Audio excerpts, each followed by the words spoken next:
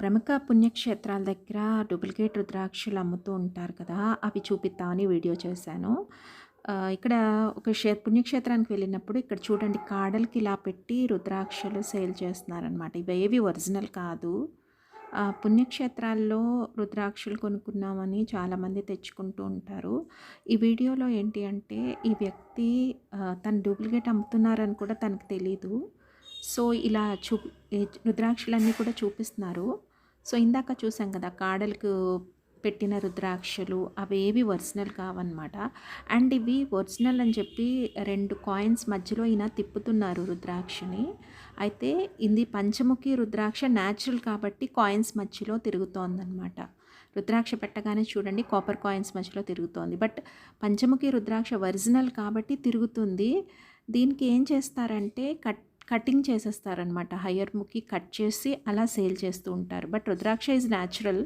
Cuttings అనేవి duplicate కాబట్టి వాటి వల్ల మంచి ఫలితాలు మనకి రావు.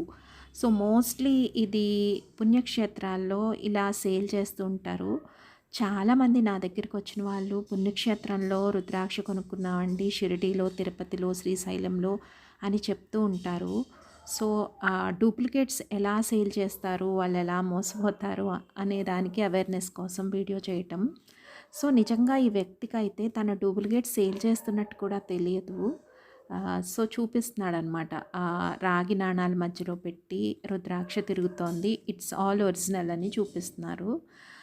దానిలో మీకు ఏకముఖి రుద్రాక్ష, నాగరుద్రాక్ష ఇలా చాలా రుద్రాక్షలు చూపించారనమాట. అవన్నీ డూప్లికేట్ ఉన్నాయన్నమాట. అలా కాడలకు పెట్టి స్టిక్ చేసి ఉన్నాయన్నమాట. సో అందులో గౌరీ శంకర్ రుద్రాక్ష అని చెప్పి 2 రుద్రాక్షల్ని అతికించి జాయింట్ చేసి ఇచ్చారనమాట, చూపించారు. అండ్ చూడండి రుద్రాక్ష డూప్లికేట్ అనమాట. సో అందుకే నేను కెమెరా ముందుకు తెచ్చి చూపిస్తున్నాను. అండ్ చాలా రుద్రాక్షలు చూపించారు. గౌరీ శంకర్ అండ్ తర్వాత త్రిజుట్టి రుద్రాక్ష. సో ఈ రుద్రాక్ష ఏంటి కాడకు పెట్టింది చూడండి. ఏకముఖి అసలు ఎప్పుడు కాడకు ఉండదు కదా, న్యాచురల్ రుద్రాక్ష కాడ అతికించింది, పేస్ట్ చేసిందనమాట.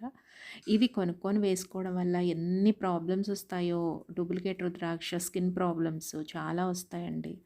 సో ఈ ఏకముఖి ఒకటి కాడకు పెట్టింది చూపించారు ఇతను. And next